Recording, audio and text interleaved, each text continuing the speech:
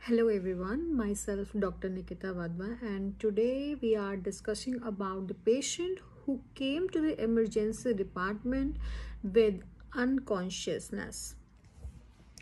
हम ऐसे पेशेंट्स को कैसे डील करेंगे अगर कोई पेशेंट एक अनकॉन्शियस कंडीशन में हमारे पास आता है या हम ऐसे पेशेंट के पास होते हैं जो कि एक अनकॉन्शियस कंडीशन में है, तो हमारी अप्रोच कैसे होनी चाहिए। सबसे पहले remember this word, this alphabets ABCD and E. A means airway, B means breathing, C means circulation, D means disability and E means exposure. हमारी अप्रोच सिस्टमेटिकली इसी वे में होनी चाहिए। सबसे पहले हम एयरवे चेक करते हैं पेशेंट का कि एयरवे ऑब्स्ट्रक्ट तो नहीं है। फिर हम देखते हैं कि उनका ब्रीदिंग पैटर्न कैसा है। ब्रीदिंग पैटर्न डिफरेंट रह सकता है, जैसे कॉस्मल ब्रीदिंग। कॉस्मल ब्रीदिंग एक डीप लेबर्ड ब्रीदिंग होती है जो कि इंडिकेट कर सकती है कि पेशेंट को हो सकता है कि मेटाबॉलिक कीटोएसिडोसिस हो, जैसे कि डायबिटिक कीटोएसिडोसिस। हो सकता है पेशेंट को बियॉट रेस्पिरेशन है। Biot respiration, B means Biot and B means brain damage, so वो इंडिकेट कर सकता है कि पेशेंट को कोई ब्रेन डैमेज इशू है। उसके अंदर रेस्पिरेशन कुछ इस तरीके से रहती है, जैसे tachypnoea then apnoea, tachypnoea then apnoea. This can be the pattern कि एकदम से ब्रीदिंग फास्ट हो रही है, फिर बिल्कुल ही एब्सेंट हो रही है, फिर फास्ट हो रही है, फिर एब्सेंट हो रही है। दूसरी पैटर्न है chain stock breathing. Chain stock breathing में इरेगुलर पैटर्न्स रहेंगे, जैसे कभी एब्सेंट हो सकती है ब्रीदिंग, कभी टेकिपनिया, और ये कभी स्लो हो सकती है ब्रीदिंग। तो ये पैटर्न इरेगुलर पैटर्न बेसिकली रहता है। कुछ पैटर्न्स होते हैं ब्रीदिंग के जिसमें हाइपर वेंटिलेशन होती है।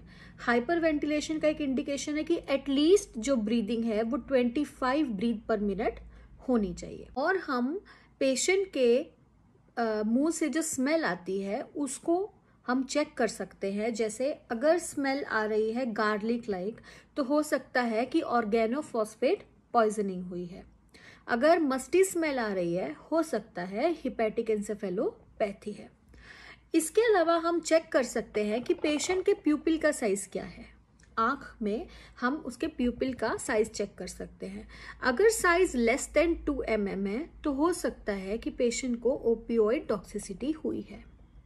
अगर साइज 2 to 5 mm है, हो सकता है कि पेशेंट को मिड ब्रेन लीजन है या फिर वो अनरिस्पॉन्सिव है लाइट से। अगर 8 mm से ज़्यादा है, डायलेटेड है प्यूपिल्स, तो हो सकता है कि उसको ड्रग ओवरडोज हुआ है, जैसे कि एंटीकोलिनर्जिक ड्रग लाइक डाइसाइक्लोमिन। अगर बहुत ही ज़्यादा डायलेटेड है, तो हो सकता है कि थर्ड नर्व यानी कि ओक्यूलोमोटर नर्व का कोई लीजन है। ये सब पॉसिबिलिटीज हैं। इनको चेक करने के लिए और स्कैन्स और डायग्नोस्टिक हमें करने होते हैं। ये एक वी कैन से कि इनिशियली डायग्नोस हम इसे कर सकते हैं प्राइमरीली। वैसे हम जब ABCDE चेक कर लेते हैं, उसके बाद हमें बेटर ऑप्शन ये है कि हमें इमरजेंसी कॉल करना चाहिए।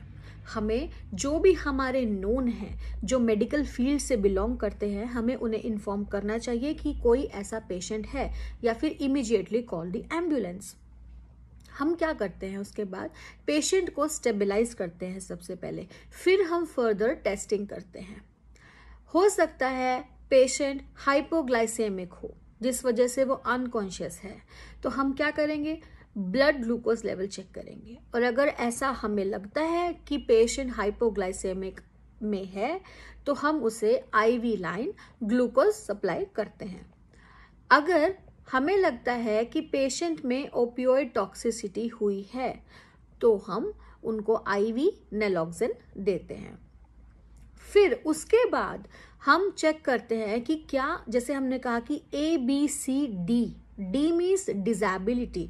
हम चेक करते हैं कि पेशेंट को कोई ट्रोमा हुआ है, पेशेंट को कोई इंजरी हुई है हेड की जिस वजह से वो अनकॉन्शियस है, तो उसको चेक करने के लिए सबसे पहले हम ऑब्जर्वेशन करते हैं। ऑब्जर्वेशन में हम देखते हैं कि पेशेंट को कहीं चोट तो नहीं लगी है, उसकी नेक पे चेक करते हैं, हेड एरिया में चेक करते हैं, और अगर हमें डाउट है कि ऐसा हो सकता है कि इंटरनल ब्लीडिंग हो रही है या कुछ भी ऐसा है, तो हम इमीडिएट सीटी हेड ऑर्डर कर देते हैं। अदरवाइज हम नॉर्मल ब्लड टेस्ट कर सकते हैं। अगर हमें डायग्नोस नहीं मिल रहा है तो हम normal blood test, chest X-ray, ECG, ये सब कुछ डिमांड कर सकते हैं। हमें फिर भी डायग्नोस नहीं मिल रहा है तो सीटी हेड तो हमारे लिए डेफिनेट एक डायग्नोस्टिक रहेगा ही।